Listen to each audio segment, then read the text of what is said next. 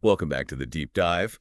Usually we're trying to arm you with facts for your next dinner party. Right, sounding smart. Exactly. But today, well, we're taking a bit of a left turn, a weird one, Okay. into pet psychology, Mm. or rather fictional pet psychology based on these alleged therapy session transcripts. Oh, the Kextale document. Yeah, I saw that. Something. It is something. Seriously, it raises so many questions like, who wrote this? Mm-hmm. And are they okay? Huh. Yeah, the idea that, Fido or Fluffy are actually reclining on a couch discussing their existential angst, it requires a certain imaginative leap. A massive leap. But look, for the sake of, let's call it intellectual curiosity, And maybe just a good laugh. and definitely a good laugh, yeah. Mm-hmm. Let's dive in.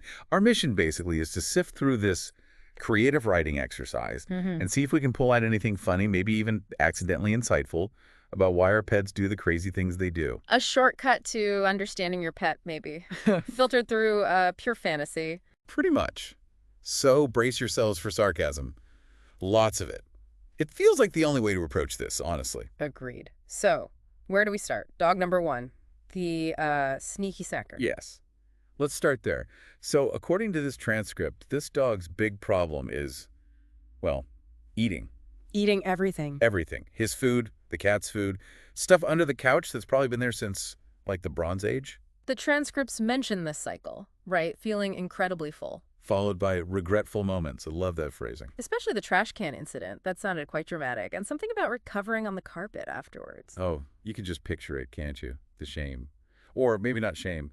The transcript says, he only feels guilty when I get caught. Ah, the classic non-apology apology. And reframing it. Eating trash isn't bad, it's cleaning up. It's practically a public service. Yeah. Honestly, the mental gymnastics are impressive. We could all learn something about self-justification from this dog. It's like me finishing the cake because, it might go bad. I'm helping. Exactly. And the willpower part. Oh. Describing it as strong as a wet paper bag. Especially for a Labrador, that feels painfully honest. Right. It's like the breed itself confessing its deepest truth. Food is everything. You kind of have to respect the honesty, even if it leads to, eating garbage. Zero behavioral change implied, of course. Okay, moving from gluttony to feline feelings. Cat number one. Ah, the drama queen. Yes. Her issue. Prepare yourself. I'm ready. Unwanted petting. Oh, the horror. Seriously.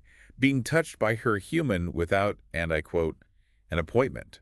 The nerve. The sheer audacity of the human. And the food complaints. That was something else. The trauma. The absolute trauma of chicken flavor. You'd think she was being force-fed sawdust. She apparently feels she deserves, caviar because she's not a peasant. This cat has standards. Okay, probably higher standards than her therapist. And her coping mechanism for all this suffering. Classic cat move. Knocking stuff off tables. Of course. But wait, it's not just random destruction. It's setting boundaries. Ugh. Passive-aggressive communication at its finest. And surprisingly effective when it's your favorite mug hitting the floor. And the human's reaction just feeds into it.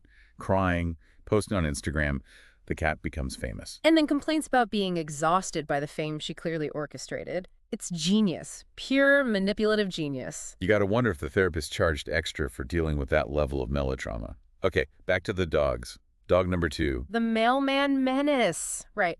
His entire world seems to revolve around that daily postal visit. He's the hero of his own story, isn't he? Convinced his barking is what drives the mailman away. Every single day. He's protecting the household, a valiant defender against junk mail and bills. He completely ignores the actual job the mailman is doing. It's like, in the dog's mind, this guy just shows up specifically to be barked at. It's his sole purpose in life, clearly. And the suspicion about the shorts and winker, that's oddly specific. Shows a keen eye for detail, you have to admit. A slightly paranoid, detail-obsessed eye. And then the cycle. The mailman leaves, the dog feels victorious. Brief moment of glory. Followed immediately by the dread of tomorrow. The cycle of terror. It's almost tragic. It's like a tiny, furry Greek myth playing out on the front porch. You admire the commitment, if not the logic. So much canine angst. What about the next cat? Cat number two. The great escape artist. Oh, this one's ambition is palpable. Always trying to make a break for it. The transcript highlights a near success rate, an open door. 0.3 seconds of freedom. He was so close, you could almost taste the outside air. And then Boom. foiled. Human screams, dog barks, chaos ensues. The dream dies. The retreat commences. Back to the safety of a cardboard box. But then, the twist. He claims he doesn't actually want to live outside. Oh no, perish the thought. Central heating is far too important, and regular meals. So it's not about freedom then? No. Yeah. According to the transcript, the true motivation is he likes the drama. Of course he does. It's all about the performance, the thrill of the chase, the near miss, the dramatic retreat. This cat missed its calling on the stage. Definitely. Knows how to make an entrance, and apparently an exit. Okay, final individual session. Dog number 3. The shoe collector. Yes.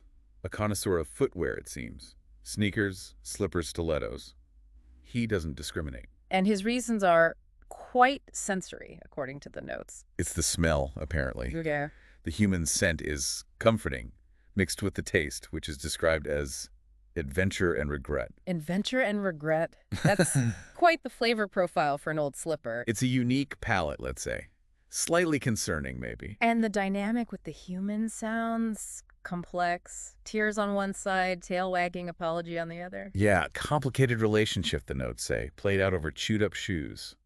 A silent opera of destruction and forgiveness. And the remorse factor. Oh, it's purely practical. He only feels bad when the shoes run out. So the guilt isn't about the act itself, just the depletion of resources, priorities. Exactly. As long as there's another shoe, all is forgiven. Mostly by himself. Okay, these fictional therapy sessions are one thing, but then we have the listener confessions. Still fictional, but... Oh, yeah. well, These are gems. Anonymous from Ohio, the 80-pound dog who pretends to be asleep. So he gets carried upstairs, while the owner is apparently in physical therapy because of it. The sheer, unadulterated nerve. That's not just lazy, that's performance art. Weaponized cuteness. That dog deserves an award. Yeah. And maybe a ramp. Definitely a ramp. And then Fluffy from Instagram. The cat who stares at a wall. Just stares. To freak out the human. And it worked. The human thinks the house is haunted. The cat's verdict. Mission accomplished.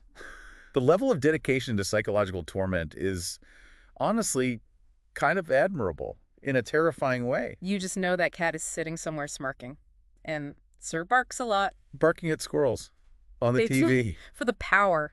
He feels powerful yelling at digital rodents. Yay. We all need to feel in control sometimes, right? Even if it's just control over the pixelated squirry population. True. And the rapid-fire ones. Just quick hits of pet absurdity. Faking a limp for treats. Yeah. Classic. Pretending to see ghosts at 3 a.m. Standard cat behavior, really. Eating homework. No regrets. Bold. Knocking over water glasses purely for sport. The chaos agent. Barking at absolutely nothing because they like the sound of their own voice. Relatable, maybe? Huh. And hiding in the laundry basket, silently judging your life choices. Peak cat. It's a catalog of minor domestic terrorism, isn't it? Pretty much. Which brings us to the grand finale. The group session. An intervention. Oh boy. What happens when they all get together? Predictably, more confessions of subtle sabotage. Dog #1 pretending not to hear sit, just to make the humans beg. The power play. Love it. The cat who unplugs the Wi-Fi router. Just Uh. unplugged.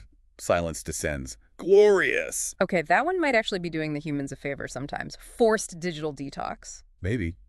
Dog #2, the mailman menace, apparently also steals and hoards all the socks. Of course he does. It's probably part of his defense strategy. Confuse the enemy with missing hosiery. And #2, the escape artist. When not planning escapes, she naps on laptops for warmth and, crucially, to ruin productivity. Multitasking. Efficient. And dog #3, the shoe collector. His side hustle is chasing his tail purely for attention. Because it always works. Can't argue with results. So, after all this journey into imagined animal neuroses, what's the takeaway? Well, apart from the fact that whoever wrote these has a very vivid imagination. Yes. Apart from that. I think maybe it's a funny reminder that our pets are communicating constantly, just not always in ways we immediately understand. Right. Their weird behaviors, the destruction, the demands. It might seem random or annoying, but maybe there's something behind it. Boredom, needing attention, expressing displeasure with chicken flavor. Or maybe just trying to inject a little drama into their day, like our escape artist cat. It's their way of expressing something. Personality. Needs. Sheer mischief. Absolutely. And while, therapy couches for cats probably aren't the answer, Probably not. these fictional accounts, as silly as they are, kind of nudge you to look a bit closer. To maybe not just get mad about the chewed shoe, but wonder why the shoe got chewed today. Exactly. It prompts a different question for you, the listener, doesn't it? Next time your dog does that weird thing, or your cat knocks something over again, Instead of just sighing. maybe pause and think, okay, what's the real story here? What are they trying to tell me in their own unique furry language? You might not need a fictional transcript to figure it out. So, yeah, keep an eye on your pets today. Maybe hide the good shoes. Double-check the Wi-Fi connection. And perhaps appreciate the sheer, chaotic, often hilarious energy they bring into our lives, even when they're driving us slightly mad. Couldn't have said it better myself. On that note, that's our deep dive into the, frankly, bizarre world of fictional pet therapy.